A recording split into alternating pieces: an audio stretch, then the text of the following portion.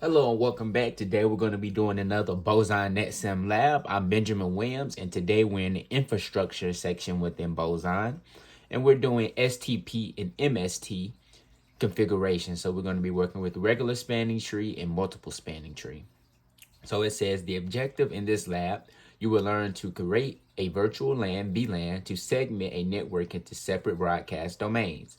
You will also review spanning tree protocol STP configuration on the switches.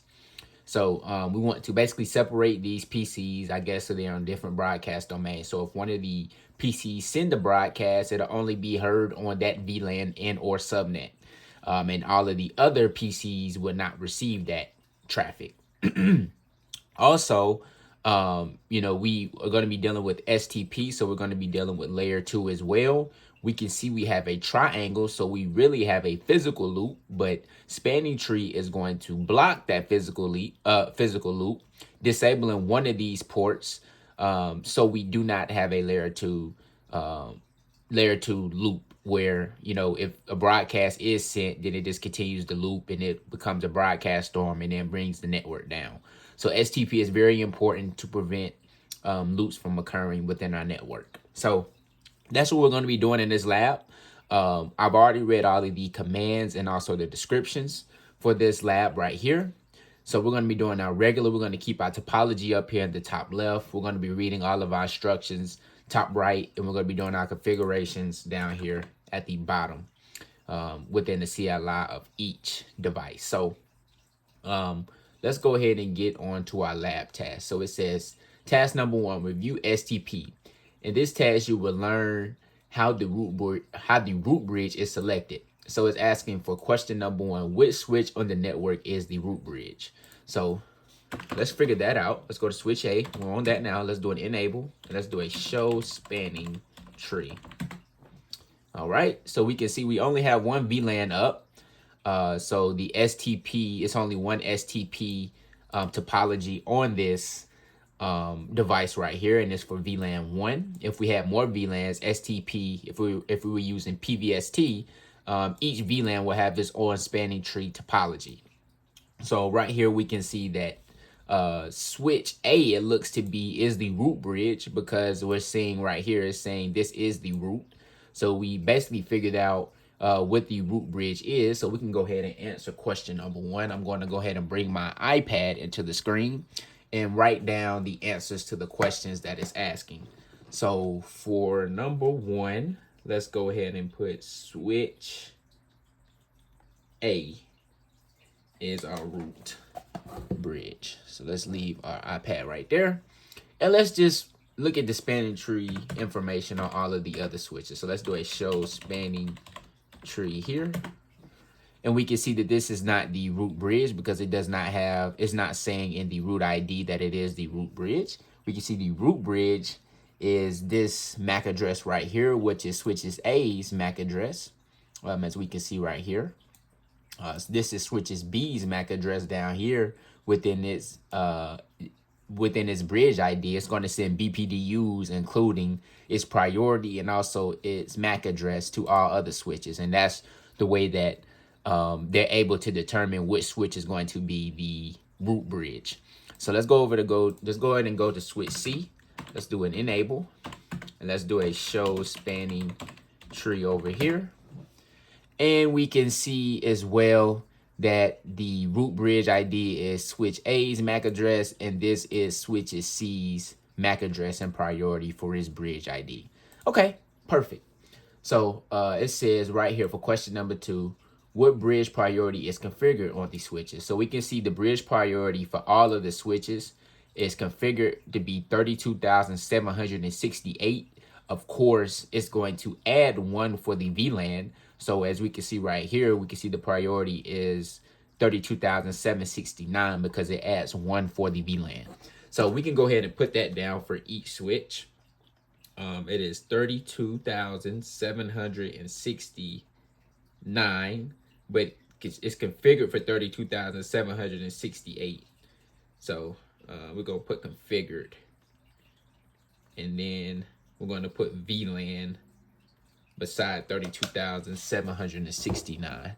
So I put 32,769 for the VLAN, and 32,768 is what it's configured to be. And we can confirm that on every switch. So we can see right here with our priority, that's switch B. Same thing on switch A. So perfect. Okay. How is the root bridge selected? Well, first it's going to look at the priorities. If the priorities are all the same, which we just confirmed that all of the priorities are the same, it's going to do the tiebreaker with the MAC address, the lowest MAC address.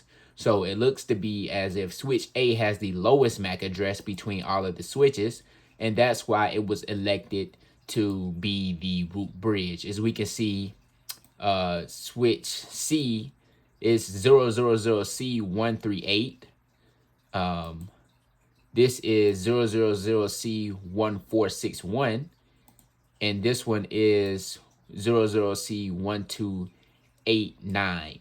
So 1289 is going to beat out all of the other switches MAC addresses. It's going to be a lower MAC address. So we're going to, how was the root bridge selected? It was selected because of the lowest MAC address priority was even. Okay, so we got that down for number 3. We put low MAC address priority was even. Okay, on switch B, change the spanning tree priority of VLAN 1 to 4096. So we have to configure the priority in increments of 4096. So if we could configure switch B to have a priority of 4096, it's going to become the root bridge because it's going to have the lowest priority when it sends out those BPDUs. So let's do a conf T. Let's do a spanning tree VLAN 1. Let's do a priority of, let's do some context sensitive. Yep. So in increments of 4096. Let's go ahead and enter that. All right. Okay, now it's asking which switch is the root bridge for VLAN number 1. Well, it should be switch B. So let's do a do show spanning tree. And we can see that this is the root bridge now, switch B is. We can also confirm that because all of the port rows are designated. They're going through the listening and learning. Well, one of the ports is going through the listening state because it probably was blocking before. So now it's going into the listening state, and it'll go into the learning state, and then it'll be forwarding because all ports on the root bridge are designated and in the forwarding state. So let's go ahead and put for number 5. We know switch B is now the root bridge. Let's put NA for number 4 because it told us to do the configuration for that step. So now we can see that switch B is the root bridge. And then it says right here on switch B, issue the command necessary to return the switch to its default spanning tree priority configuration. So let's go back on, well, let's just hit an up arrow, and we can see all of our states are now designated, and they're all, well, the rows are designated and the state is all forwarding. Let's do a no spanning tree. No spanning tree. Move my iPad out the way just a tad bit. No spanning tree. VLAN 1 priority 4096 to return it to its default config. And let's do a do show spanning tree now. Do show spanning tree now. And we should see that the port states are now in the listening state. We can see that the root bridge, it was saying this is the root bridge, that is now gone. So perfect. We've returned it back to its default configuration. We can see the priority is 32,769, which is the default. Up here it was 4,097. So perfect. We're back to our default configuration. All right. It says for task number 2, observe ports and determine their roles. In this task, you will determine the path that traffic takes between the network PCs. So it says right here, what is the state of all ports on the root bridge? The state of all ports on the root bridge are going to be forwarding. So we can go ahead and answer that first part now. So let's answer that now. So the state of all ports on the root bridge will be forwarding. All right, let's go ahead and go to part 2. What is the state of interfaces on non-root switches? More specifically, the ports that make up the link between switch B and switch C. Okay, so right here we can see that, well, let's hit the up arrow. Well, let's go to switch B. Make sure okay. All right, so we can see that switch B has it has ports in the forwarding states, but it also has ports in the blocking state as well. So it's fast Ethernet 03 interfaces in the blocking state to prevent that the physical loop that we have. STP is going to prevent that, as I mentioned earlier in this video. So let's hit an up arrow here.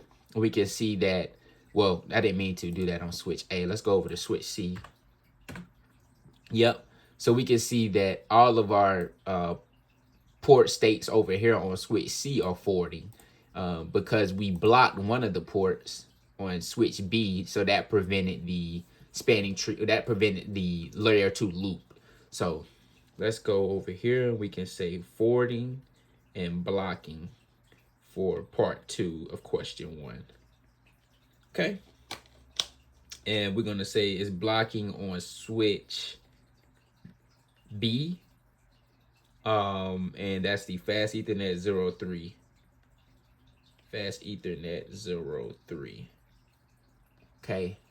So if we look at our physical topology, we can see that this link right here is blocking on switch B. This fast Ethernet 03 connection. Okay. So let's go ahead and move on to question number 2.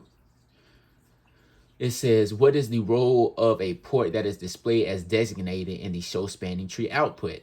So the role for a port that is in the designated, it says, what is the role of a port that is displayed as designated? Well, if it's displayed as designated, that means it is a designated port, right? The role. Let me go to switch A. And let me hit, yeah, so the role is designated. And it's going to be forwarding. That's going to be the state. So what is the role of a port? I would say the role is to forward traffic. Forward traffic. And the state is forward. Okay. Let's go ahead and go to question number 3 now. I put forward traffic, state is forward for number 2. And for number 1, I said forward, and blocking. So let's go to question 3 now. It says, what is the spanning tree role of ports on the root bridge? Well, the role of ports on the root bridge, as we're looking at right now, the role is designated. So let's go ahead and put designated. Okay. What does a port in the blocking state? Okay, let's go ahead and highlight this so I can know. Okay. Does a port in the blocking state forward network traffic? No, it does not. No, it does not. If it was to forward network traffic, we would have a loop. So no.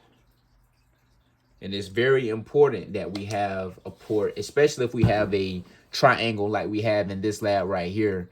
One of these ports have to be in the blocking state to prevent a layer 2 loop from occurring, because as we know, Ethernet frames do not have a TTL field like IP packets do have.